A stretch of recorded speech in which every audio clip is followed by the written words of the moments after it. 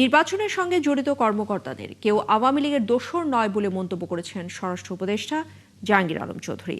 তিনি জানিয়েছেন, সৎ যোগ্য ব্যক্তিরাই নির্বাচন পরিচালনা করবে।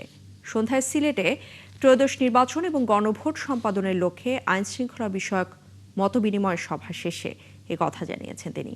উপদেষ্টা আরও বলেন, ভোটের সুষ্ঠু পরিবেশ বজায় রাখতে সব ধরনের প্রস্তুতি নেওয়া হয়েছে। ভোট কেন্দ্রে আইনশৃঙ্খলা বাহিনীর সদস্য সহ প্রযুক্তির সকল ব্যবহার নিশ্চিত করা হবে।